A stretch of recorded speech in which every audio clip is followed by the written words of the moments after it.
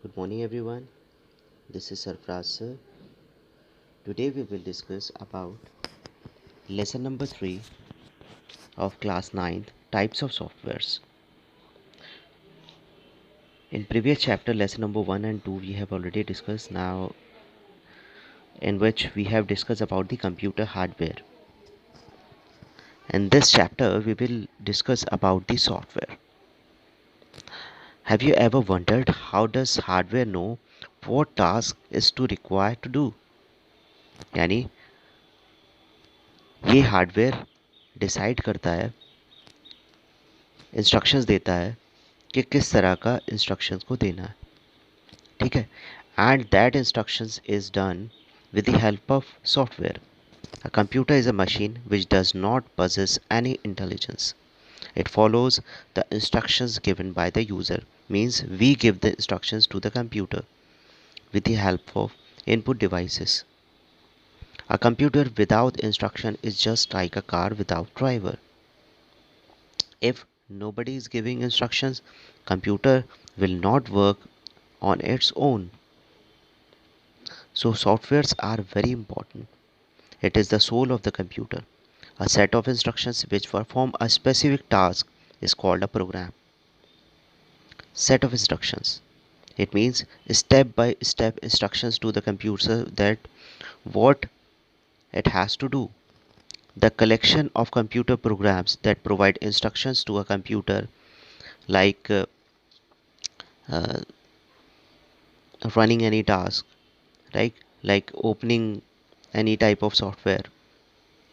Some application softwares examples are Word, Excel, PowerPoint, Note, etc. Without software, a computer cannot work. Similarly, if hardware is not there, software will not work. अगर हमारे पास hardware नहीं होगा तो हम software उसमें install किस में करेंगे, right? A computer has revolutionized the traditional method user communication and multimedia technology. तो ये एक मल्टीमीडिया टेक्नोलॉजी है. इसमें डिफरेंट टाइप ऑफ सॉफ्टवेयर्स होते हैं. दो तरीके के बेसिकली सॉफ्टवेयर्स होते हैं, जो हमारे सिस्टम सॉफ्टवेयर आते हैं और एप्लीकेशन सॉफ्टवेयर आते हैं. तो in this chapter we will learn about this software and its type and how these softwares perform multiple tasks. This we will discuss in this chapter. A computer software is a collection of programs and procedure that instruct a computer how to perform different type of tasks. A software enhances the capacity of the hardware and direct the computer to perform operations like input, process and output. We give the input to the computer with the help of hardware, but it is accepted by the software. Then it process, then give the output by the output devices. I have told you that there are two types of software: system software and application software. Classification of softwares we will discuss: the system software and the application software. So system softwares are operating systems like Windows, language processors, device drivers and utility softwares. These are the different categories of the system softwares. Language processor, these all things are the part of application softwares are of these basically three types: general purpose application software, specific purpose software and customized softwares. These three basics are there. It is a collection of a system software. It is a collection of one or more programs which are designed to control the overall operation of the and the performance of the computer system. It means it is all overall the manager of the computer system. जैसे Windows हमारा operating system है, Linux एक operating system है, तो वो पूरे computer को manage करने का काम करता है. A system software acts as an interface between the user and the computer. जब आप कंप्यूटर को ऑन करते हैं, विंडोज़ आती है, आपका सिस्टम सॉफ्टवेयर आता है, ऑपरेटिंग सिस्टम आता है, उसी के अंदर सारे टास्क आप परफॉर्म करते हैं, उसी के अंदर सारे एप्लीकेशंस इंस्टॉल करते हैं. Some of the function system software performance: to read data from the data input, to transmit the procedure process information, to output devices, to check the work order of the peripheral devices, converting data instructions into binary that can easily be understandable by the computer. It also provides a platform for running an application software. ये सारे काम system software करता है, data को भी read करता है, हमारे एप्लीकेशन सॉफ्टवेयर्स को भी चलाता है, ड्राइवर्स को भी चलाता है, अगर कोई आप पेरिफेरल डिवाइसेस वगैरह उसके अंदर अटैच कर देते हैं तो उनको भी चलाता है, प्रिंटर वगैरह को भी चलाता है। ठीक है, तो ये सारा ओवरऑल मैनेजिंग करने का काम हमारा सिस्टम सॉफ्टवेयर करता है। ठीक, यानी जो विंडोज़ ऑपरेटिंग सिस्टम या लाइनक्स ऑपरेटिंग सिस्टम या अपने फ़ोन्स में एंड्रॉयड ऑपरेटिंग सिस्टम, ये वो टास्क परफॉर्म करता है कि हमारा कंप्यूटर सिस्टम बेसिकली सारे जो टास्क को परफॉर्म कर सके। Generally system software is installed by manufacturer. ठीक, तो जब हम कंप्यूटर्स वगैरह लेते हैं उसमें विंडोज़ इंस्टॉल कराते हैं तो इसलिए ये कहा जा रहा है मैन्युफैक्चरर, जैसे विंडोज़ 10।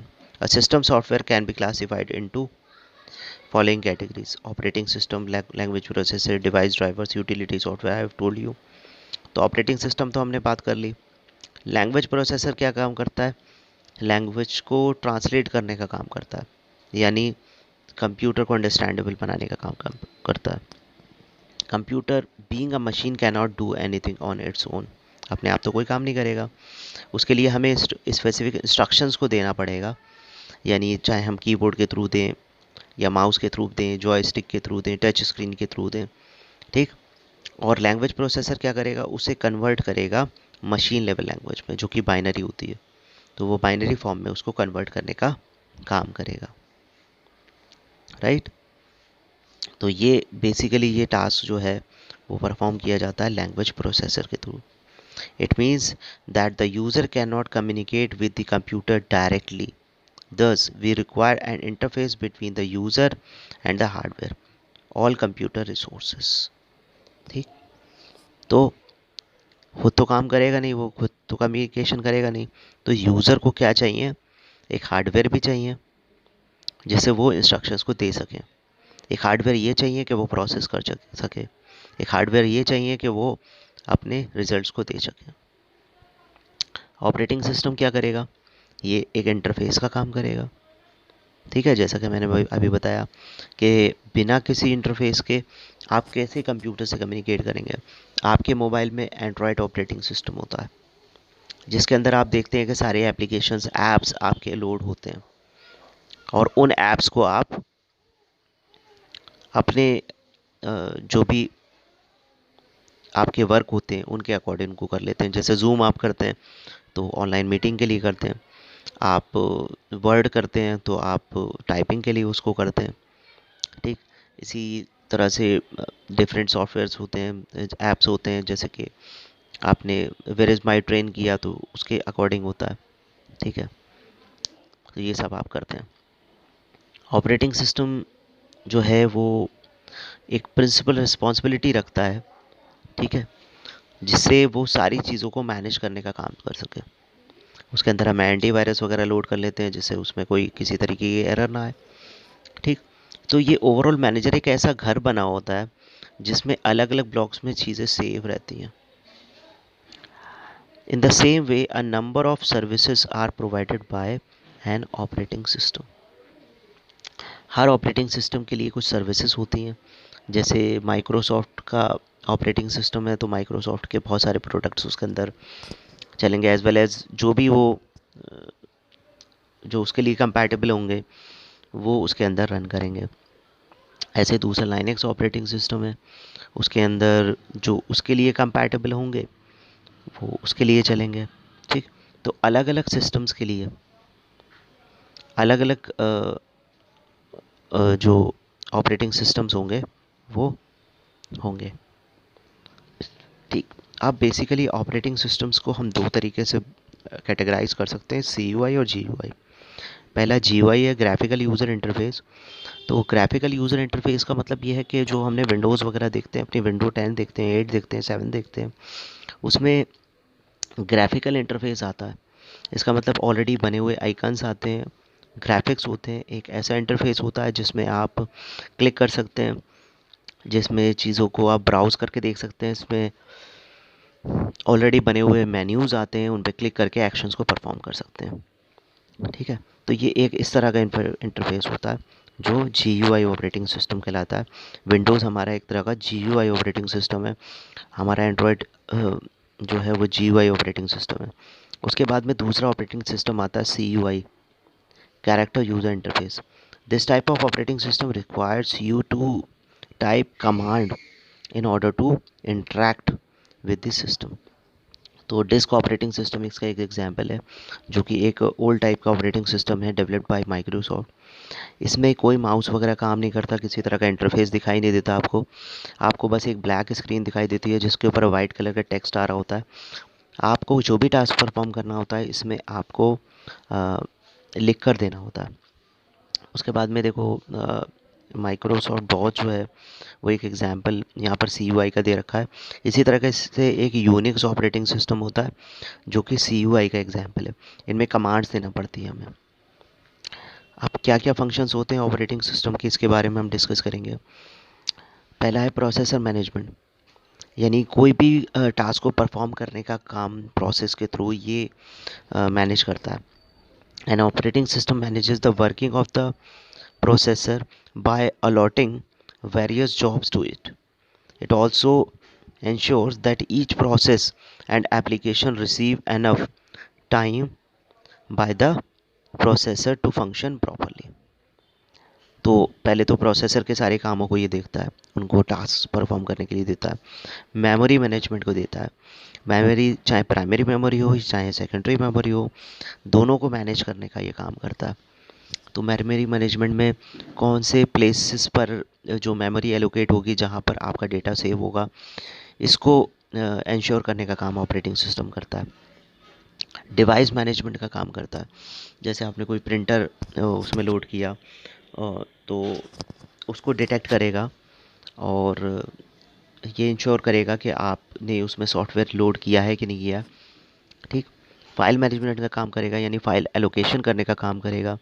फाइल की क्रिएशन से लेकर डिलीशन, ट्रांसफ़र, कॉपी करना, ठीक है, उसको स्टोर करके रखना, ये सब ऑपरेटिंग सिस्टम करता है। अब जैसे आपके अलग अलग ड्राइव्स होती हैं, उस ड्राइव्स में डेटा को स्टोर करता है। ये एरर डिटेक्शन और सिक्योरिटी का भी काम करेगा। ठीक, इसमें चाहे फायरवॉल के थ्रू इंटरनल सिक्योरिटी उसकी हो, या कोई आप एंटीवायरस सॉफ्टवेयर लोड करें जिसकी हेल्प से ये सिक्योरिटी और एरर डिटेक्शन का काम करता है। कई बार विंडोज़ जो है या ऑपरेटिंग सिस्टम अपने आप को खुद रिपेयर करने का काम करते हैं। कई सारे जो है एरर्स आती हैं उनको अपने आप ही रिकवर करने का काम करता है। एक ये काम करता है जॉब शेड्यूलिंग का। ठीक, कौन सा टास्क कितने टाइम में कंप्लीट हो, this is known as job scheduling. ठीक है, उसे उस टास्क को टाइम एलोकेट करने का काम करता है। In multitasking operating system where multiple programs are run on the same time, the operating system determines which application should run in which order. ये डिटरमाइन करता है। ठीक, पहले पहले कौन सा टास्क होगा, दूसरा टास्क कौन सा होगा, यानी जो पहले पहले टास्क दिया गया और कंप्लीट कौन सा होगा, कौन सा लंबा टास्क है। ठीक, अब ये GUI के कुछ एग्जाम्पल आपके सामने हैं। एक तो विंडोज़, मैक ओएस, ये एप्पल के लिए, और लाइनक्स ऑपरेटिंग सिस्टम जो कि यूनिक्स का मॉडिफाइड वर्जन है। ये सारे ग्राफिकल यूज़र इंटरफेस हैं और बहुत ही ज़्यादा कंपैटिबल होते हैं। लैंग्वेज प्रोसेसर क्या करते हैं, जो हमारे इंस्ट्रक्शंस होते हैं उनको बाइनरी कोड में ट्रांसफ़र करने का काम करते हैं। ठीक है, the program use the high level language to write the program. ठीक है, कोई भी प्रोग्रामर्स जो अभी यूज़ करते हैं वो हाई लेवल लैंग्वेज C++, जावा, उसको उनको कन्वर्ट करने का काम करता है। 3 तरीके के बेसिकली होते हैं, एक होता है असेंबलर, दूसरा इंटरप्रेटर और तीसरा कंपाइलर। ठीक है, तो असेंबली लैंग्वेज को जो कन्वर्ट करेगा वो असेंबलर होता है, और इंटरप्रेटर, कंपाइलर जो होते हैं वो हाई लेवल लैंग्वेज को मशीन लेवल लैंग्वेज में कन्वर्ट करने का काम करते हैं। तो बेसिकली जो आज का मैं चाहता हूँ कि यहीं तक हम लोग पढ़ें लैंग्वेज प्रोसेसर्स के बारे में।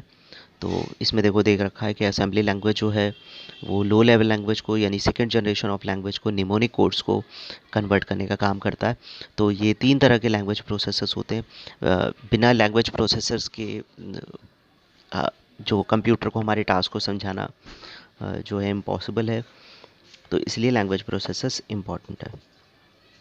Assembler is a program used to translate mnemonic codes operations into machine codes. Thank you very much everyone. बाकी हम नेक्स्ट टर्न पे डिस्कस करेंगे। Good bye.